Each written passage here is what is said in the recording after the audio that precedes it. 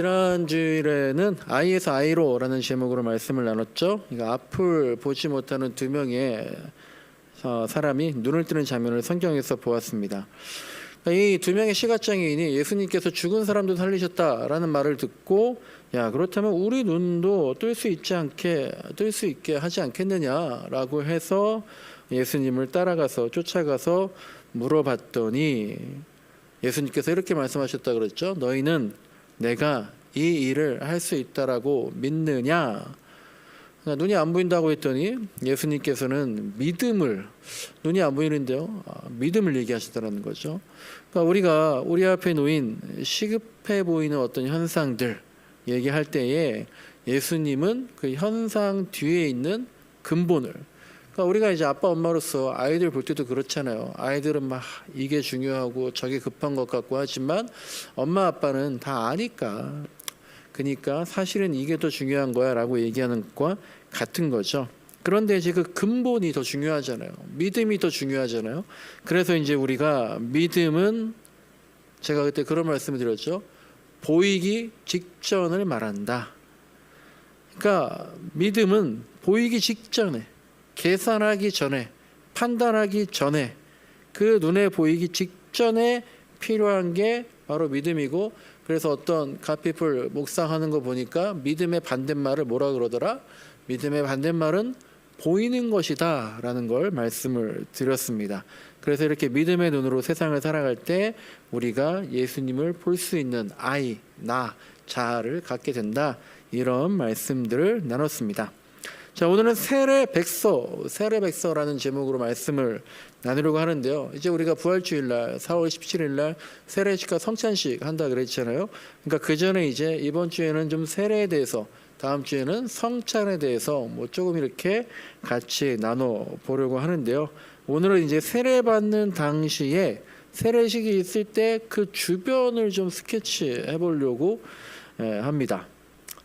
여러분 이제 세례 받을 때 보면은요, 한번 여러분 세례 받았던 거 한번 기억해 보시면 세례수라 그러죠. 아마 성당에서는 성수라고 그러는 것 같고, 우리는 또 세례수라고 얘기도 잘 안 하는데, 어쨌든 세례를 주는 그 물, 세례수를 담는 그릇이 있는데 그거를 뭐라고 부르는지 혹시 아시나요?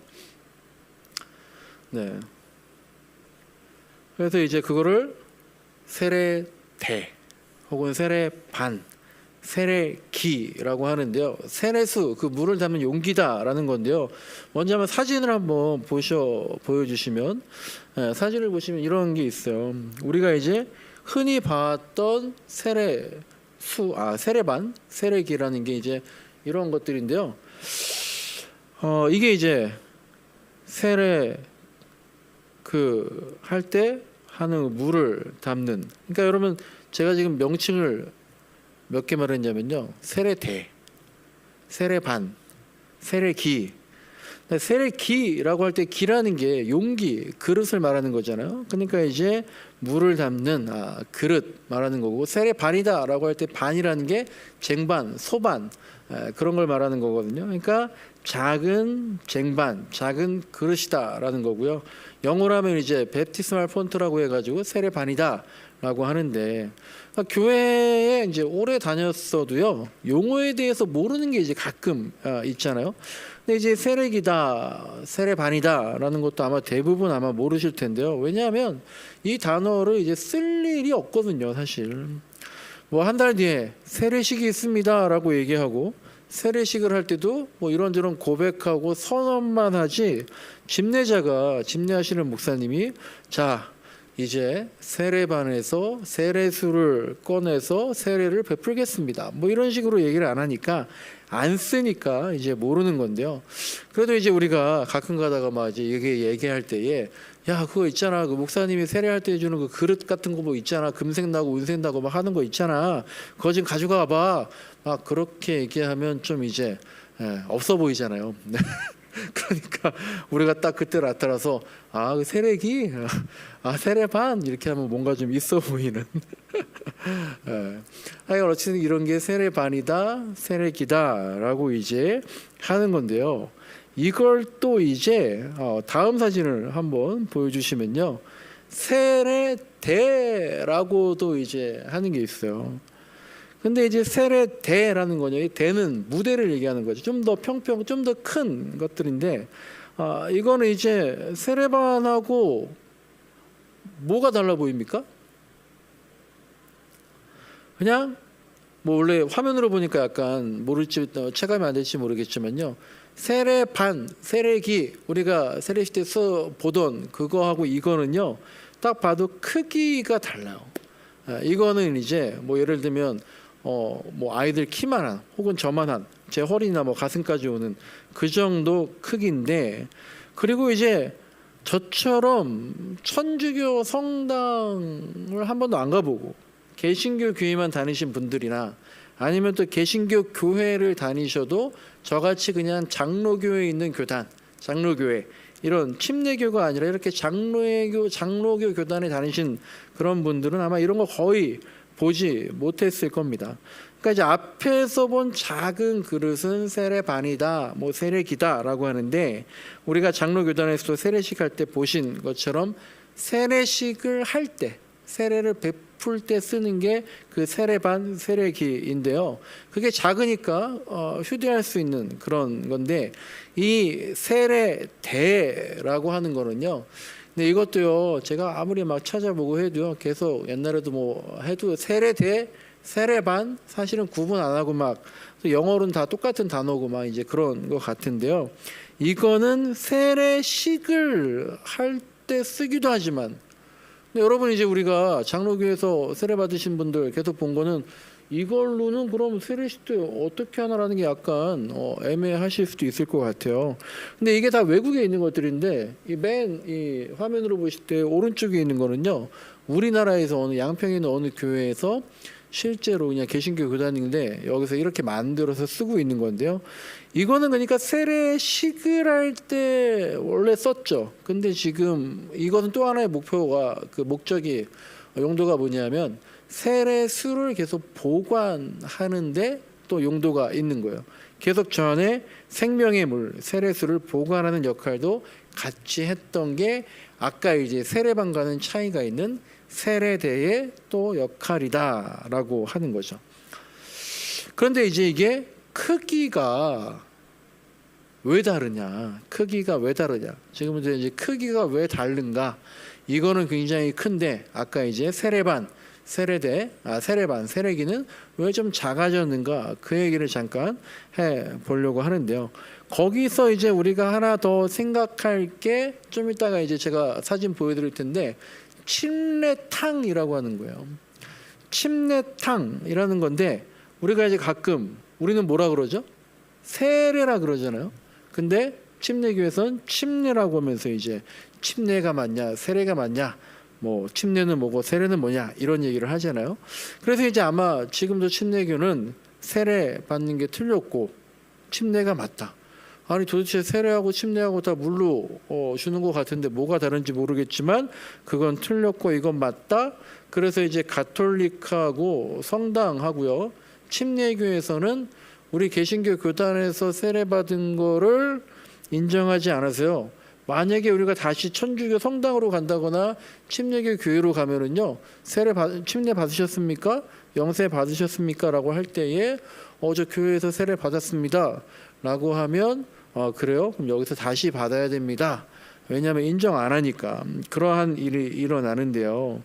근데 이제 이게 신학적으로 논의가 많이 있었지만, 사실 침례탕, 욕조 같은 침례탕이냐, 아니면 커다란 세례대냐, 아니면 좀 작은 세례반이냐, 이게 이렇게 시대를 통해서 변해왔는데, 이게 변한 이유가 신학적으로 야 어떻게 욕조에서 세례를 받을 수 있어? 뭐 그래가지고 뭐 세례대를 만들었다든지, 이게 이렇게 커다란 데서 뭐 할 필요가, 어떤 신학적인 논의가 있어서 변한 게 아니라요. 그보다 앞서서 실제적인 이유가 있어서 처음에는 강가에서 있다가 그 다음에 욕조 같은 데에서, 그 다음엔 세례대 같은 큰 곳에서, 그 다음에 이제 세례방 같은 조그마한 곳에서 한 게 실제적으로 역사적으로 그때마다 상황별로 이유가 있었는데요. 뭐냐 하면은요, 그걸 잠깐 설명해 드릴게요. 예수님이 이제 살아계셨던 시절, 그리고 예수님께서 돌아가시고 나서 기독교가 박해받았던 한 200~300년 정도까지, 그 이후로 이제 기독교가 인정이 되고 유일한 국교로 되고 나서 세례를 베풀 수 있는 환경이 다 달랐기 때문에 세례를 주는 그 그릇, 용기, 그게 바뀌었다라는 거예요. 자, 예수님은 세례 요한에게 세례를 받으셨습니까? 침례를 받으셨습니까? 네. 이따 말씀드리겠지만 침자는요, 잠근다, 담기다라는 뜻이거든요. 세례는 그 세자는 씻는다라는 거예요. 그러니까 예수님은 침례를 받으셨잖아요. 요단강에서 몸을 담갔잖아요. 정말로 이따가 또 사진 제가 보여드리겠지만 몸을 완전히 다 담그셨는지, 그리고 우리도 영화나 어디 다른 데서 이렇게 영상 같은 데 보면 정말로 침례하시는 분들 보면 강가에서 몸을 완전히 물에다가 담그고 하는데, 그렇게 하셨는지 아니면 허리춤이나 뭐 무릎까지 오는 그렇게 거기서 침례를 받으셨는지 어떤 건지 모르겠지만 정말 몸을 다 담그시고 침례를 받으셨는데요.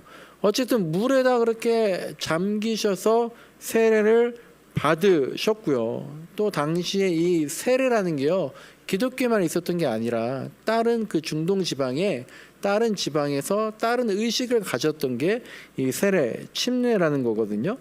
그러니까 예수님이 살아 계셨을 때는요, 이렇게 공개적으로 강가에서 강에 들어가서 세례를 받으셔도요, 누가 뭐라 그런 사람이 한 명도 없었다라는 겁니다.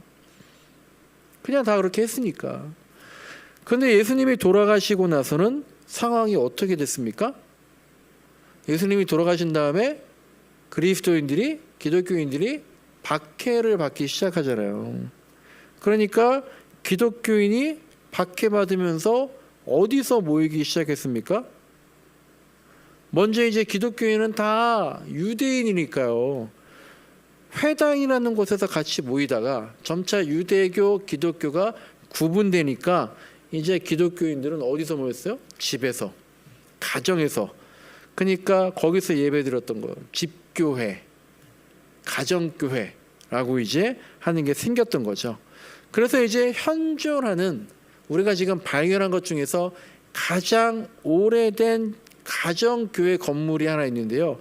그게 이제 듀라 유로포스라는 지방에 있는 가정교회 터가 발견이 돼서 그걸 복원하고 막 해봤더니 그 집안에, 가정교회 안에, 요만한 우리 교회당마다 가정교회 안에 뭐가 있었냐면요, 욕조가 딸린, 그냥 우리가 생각하기에 그냥 욕조가 딸린 세례실이 따로 있었다라는 거예요. 예를 들면 우리 교회 저 주방 같은 저만한 곳에 따로 문을 닫아놓고 그 안에 욕조, 침례탕 같은 게 있었다라는 거죠. 그러니까 예수님이 살아계실 때는 강가에서 세례를 줬는데 가정교회 보니까 뭐가 달라진 겁니까?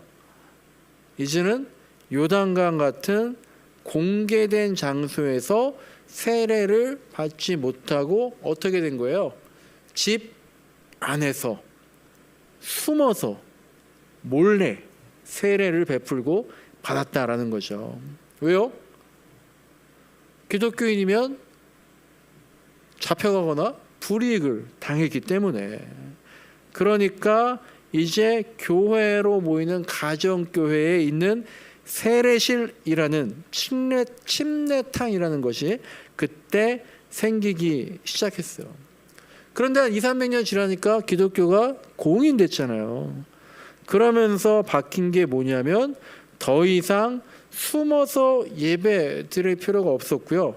불법이었던 기독교가 콘스탄틴 황제가 죽은 다음에는 오히려 유일한 합법적인 종교가 되면서 그때부터 뭐가 바뀌었냐면 가정교회가 없어지고요. 커다란 예배 공간이 필요하게 됐던 거죠. 그러면서 그때 나타났던 건축 양식이 뭡니까? 바실리카 양식이라는 거잖아요. 그러면서 커다란 교회당을 지으면서 아예 그 옆에 독립적으로 또 커다란 세례를 베푸는 세례당, 세례소라는 건물을 짓고 그 안에 욕조 같은 침례탕을 만들었다라는 거죠. 여러분 한번 잠깐 생각해 보세요. 처음엔 어디서 받았다고요? 강가에서 세례를 받았는데 그리고 나서 집에서 숨어서 가정교회에서 욕조 같은 데에서 세례를 받았어요. 실내에서. 그런데 한 300년, 400년, 서기 3, 400년 되니까요. 이제는 기독교가 합법적인 종교여서 공개적으로 숨어서 세례받지 않아도 되고 공개적으로 세례를 받을 수 있게 됐는데 그렇다면 세례를 어디서 받는 게 나을 뻔했어요? 처음처럼 강가로 가서 세례를 받지 않고 왜 교회 옆에다가 따로 건물을 세례당, 세례소라고 하는 건물을 지어서 그 안에서 또 욕조를 만들어서 세례를 받았을까? 근데 이거 제가 이제 막 찾아보고 해도 이제 뭐 어떻게 이렇게 뭐 나와 있는 데가 없는 것 같은데 그냥 제가 추측인데 이제 그런 거예요. 한 200~300년을 저희가 예배를 한 6개월 동안 이렇게가 아니라 가로로 저기서 이렇게 예배 드렸잖아요. 저도 이제 계속 예배 공간을 이렇게 세로로도 바꿔보고 가로로도 바꿔보고 막 하려고 했었는데 그냥 가로 저 한 달 전까지 드리던 그 예배 장소가 그냥 익숙해지더라고요. 그래서 뭐 굳이 바꿀 게 있나? 그러다가 이번에 테이블 들어오면서 한번 이렇게 온라인 예배 드리면서 이렇게 구조를 바꿔봤던 건데 그냥 200년, 300년을 계속 가정교회 욕조 안에서 침례를 받다 보니까 그게 익숙해지지 않았겠느냐. 익숙한 게 아니라 오히려 이게 맞다, 이게 당연하다라고 생각을 했을 것 같아요. 그러니까 다시 강가로 나가는 거에 대해서는 그게 틀렸다라고 생각할 수도 있었을 것 같아요. 그러니까 이제 좁은 가정에서 많아봐야 몇십 명 모이는 그런 공간에다가 세례실을 만들고 쓰다가 이제는 몇십 배, 몇백 배 되는 더 커다란 세례당을 지을 수 있으니까 강가로 나가서 어떻게 해야지가 아니라 이제 우리가 공개적으로 크게 지을 수 있으니까 이제 정말 우리가 세례실도 좀 좁다란데 비좁은데 누추한 데가 아니라 좀 커다랗고 좀 하나님 영광 드러날 수 있게 웅장하게 한번 좀 의미 있게 제대로 좀 지어보자라고 하면서 건물 안에다가 그대로 욕조를 집어놓지 않았을까라고 하는 생각이 들더라고요.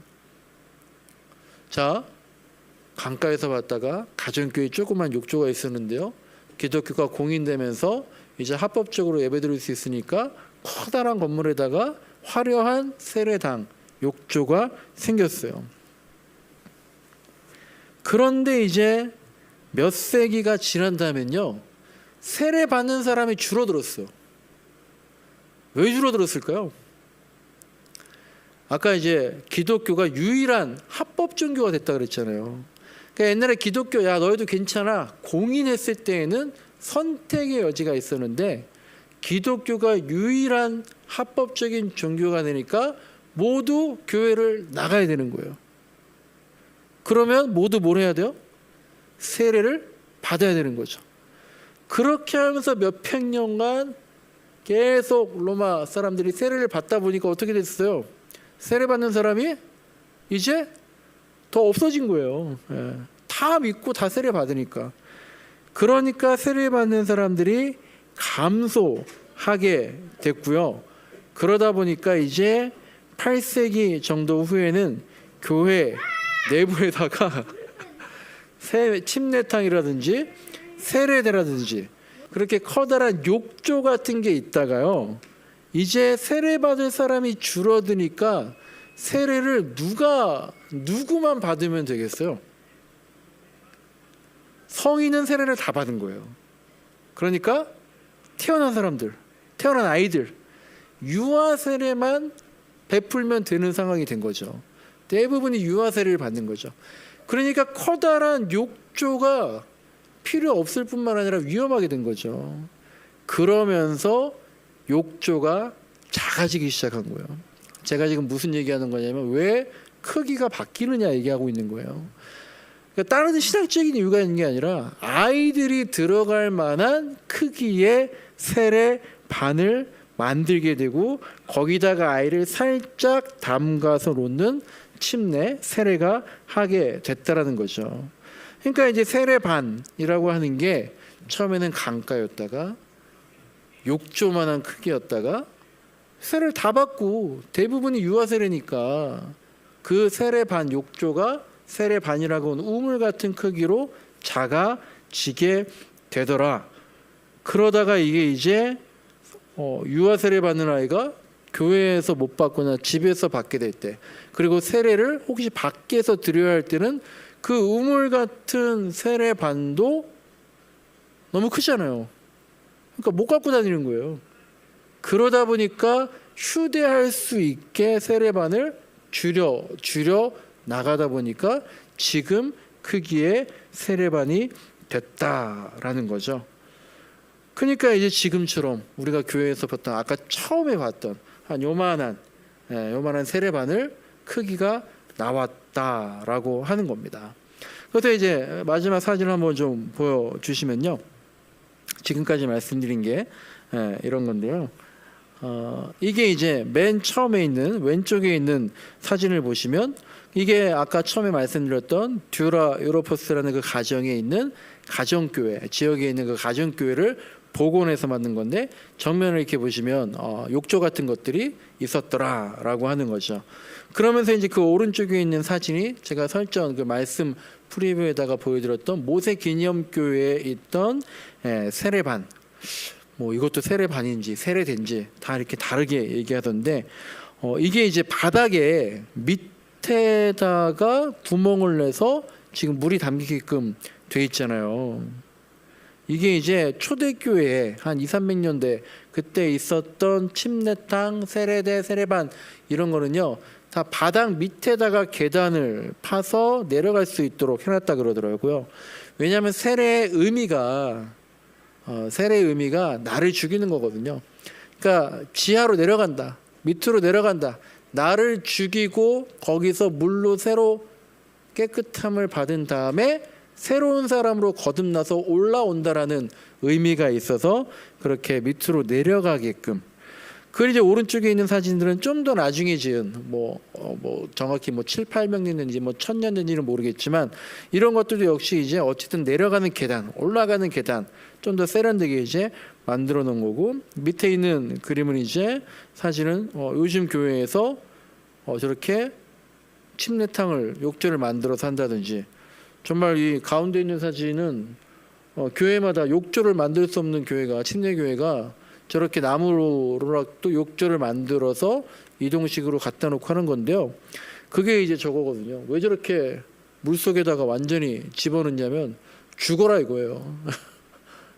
그래서 정말로 제가 얘기만 들은 거지만 정말 꼴딱꼴딱 할 때까지 이렇게 잠겨 놓는다 그러더라고요. 그러면서 나를 죽이고 새롭게 태어나라고 하는. 그러면서 이제 밑에 있는 거는 이제 군대에서 여기서 군대에서 세례 받으시는지 모르겠는데 단체로 이제 정말 수영장 같은 데서 옛날 강가에서 받았던 것처럼 단체로 침례를 받는 그런 사진인데요. 그러다가 이제 또 큰 교회들에서 저렇게 다른 지역에 침례탕을 만들어 놓고 어떤 교회는 교회 마당에다가 노천탕처럼 침례 받을 수 있는 공간을 만들어 놓는 데도 있더라라는 거죠. 우리도 이제 4월 17일 날 저희 교회에서는 첫 세례를 베푸는데요.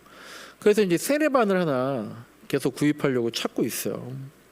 어떤 세례반이면 좋겠어요? 그러니까 제가 여러분 세례반이 이제 4월 17일 어떤 제가 세례반과 성찬기를 가져올지 모르겠지만 그게 신학적으로 막 거창하게 있었던 게 아니라는 거예요. 근데 세례반을 찾다 보니까요, 금으로 만든 건요, 요 접시 세례반 하나에 20만 원이 넘어요. 그리고 스텐으로 만든 거는 뭐 10만 원 안 줘.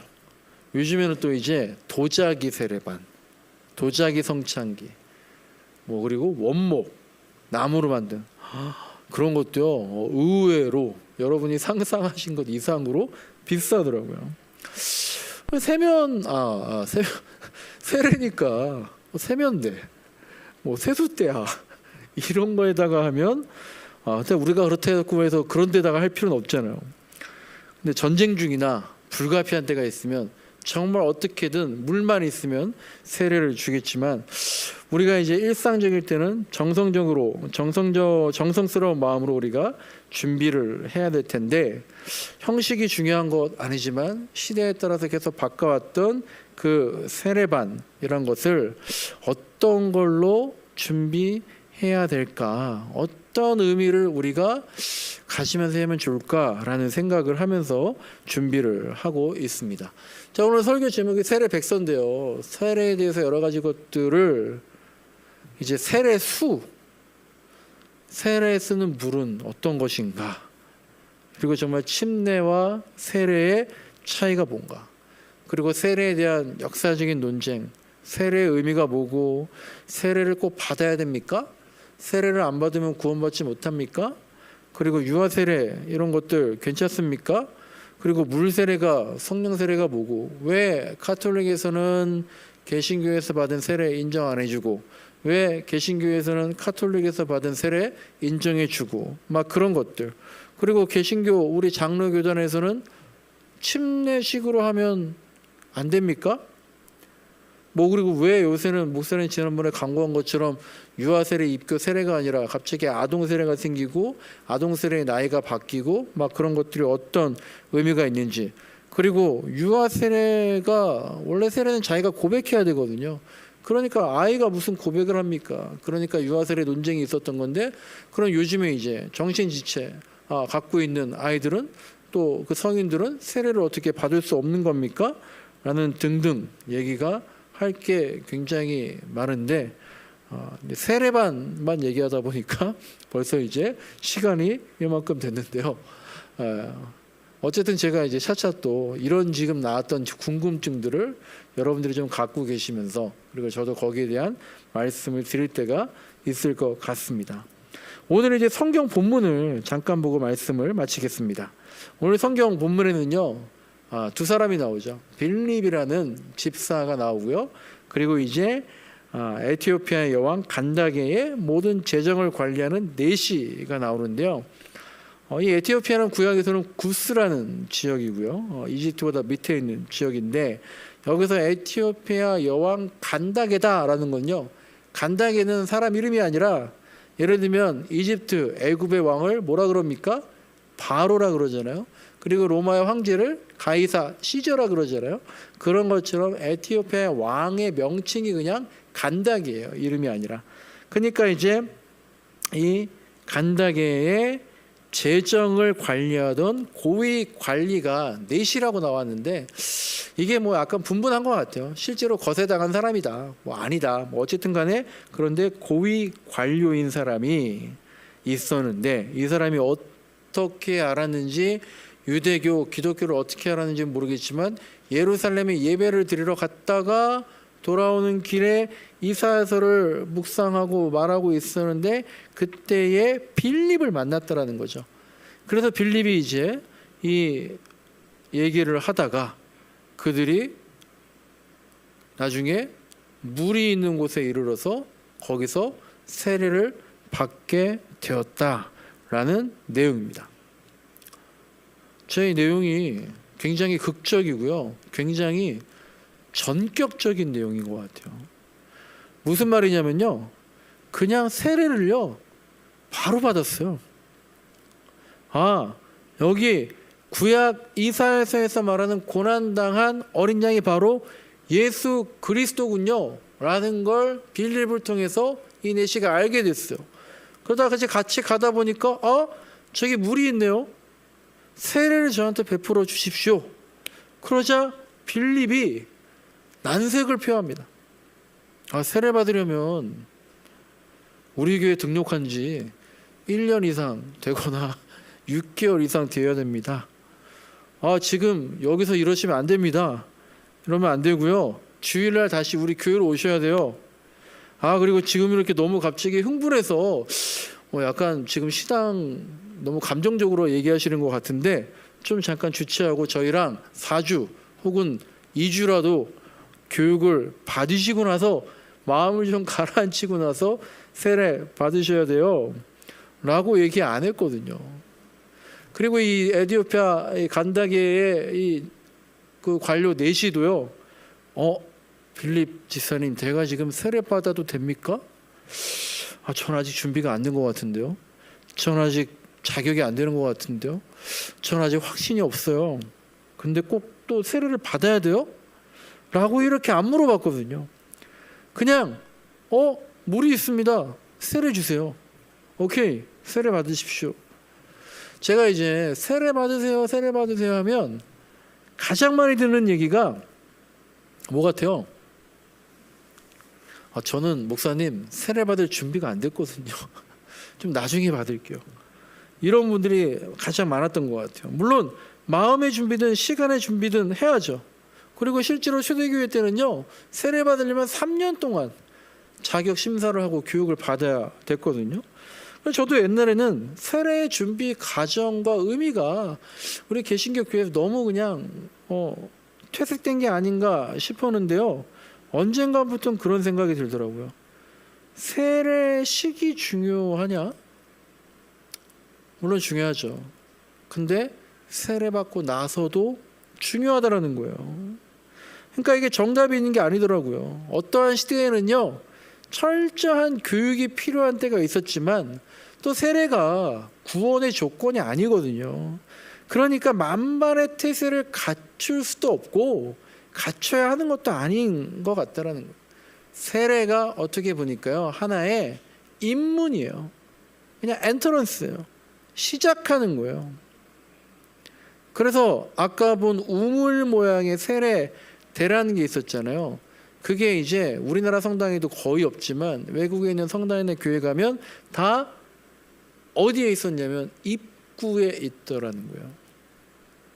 들어갈 때 그 세례를 보면서 들어가면서 믿으면서 시작하는 거. 세례 받을 때부터 정답을 다 가지고 세례 받을 수도 없고 그럴 필요도 없는 것도 아닌가라는 생각이 들더라고요. 오늘 교회학교 아이들이 이제 공부하는데 교재가요, 마가복음 5장이에요. 근데 거기에 처음에 이런 예화가 나오더라고요. 어느 초등학교 3학년에서 선생님이 질문했대요. 여러분, 이제 봄인데 얼음이 녹으면 뭐가 될까요? 라고 질문했대요. 얼음이 녹으면 뭐가 됩니까? 라고 질문했더니 애들이 막 손을 들어요. 뭐가 되니? 그러니까 얼음이 녹으면 물이 돼요 라고 얘기했대요. 그러니까 맞잖아요. 근데 어떤 한 학생이 계속 손을 들고 있더라는 거예요. 정답이 나왔는데. 그래서 선생님이 이제 걔한테, 야, 너는 얼음이 녹으면 뭐가 된다라고 생각하니? 그렇게 물어봤더니 걔가 뭐라 그랬게요? 얼음이 녹으면 봄이 돼요. 그렇게 얘기했더라는 거예요.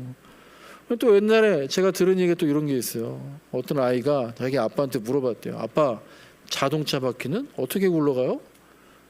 그러니까 아빠가 뭐 엔진이 어떻고 뭐 회전이 어떻고 배터리가 어떻고 막 얘기했다라는 거죠. 아이가 이해가 안 되니까 엄마한테 물어봤대요. 엄마한테, 엄마, 자동차 바퀴는 어떻게 굴러가? 그랬더니 엄마가 뭐라 그랬다고요? 자동차 바퀴는 빙글빙글 돌아가지 라고 얘기했다라는 거예요. 여러분, 세례 받으면 어떻게 될까요? 세례를 받으면 어떻게 되나요? 세례를 받으면요, 머리가 젖어요. 네, 제가 이걸 이렇게 뭔가 좀 구색을 맞추려고 억지로. 여러분, 물론 세례예요. 제가 아까 막 질문만 던진, 정말 세례에 대한 여러 가지 의미가 있어요. 하지만 그리스도인이 되면은요, 세례 받는 거예요. 세례 받으면 그리스도인이 되는 거예요. 그리고 나서 세례 받는 사람으로 사는 거예요. 교회 다니면 그리스도인이에요. 그러니까 그리스도인답게 살려고 노력하는 거예요. 이번에 세례식이 있는데 여러분 주변에도, 야, 세례 받는 거, 난 자격이 없어, 그런 분들 있잖아요. 그러면 세례는 그냥 입문이라고 얘기해 주면 좋겠어요. 그리고 세례식은 그럼 세례받은 사람한테는 어떤 의미가 있느냐? 세례받는 성도들뿐만 아니라 이미 세례받은 우리들한테도 의미가 있으면 좋겠습니다. 그래서 우리가 이번 세례식 때는요, 저희 교회에서는 세례 언약 재확인 예식을 잠깐 갖출 거예요. 그러면 제가 여러분한테 물어볼 겁니다. 당신의 세례를 기억하십니까? 당신의 세례 받았던 때를 기억하십니까? 당신의 세례를 기억하십시오. 그러면서 그 질문이, 이 세례식이 수세자뿐만 아니라 이미 모두 세례 받았던 우리 모두에게, 우리 모두의 세례식이 될 수 있기를 간절히 소망합니다.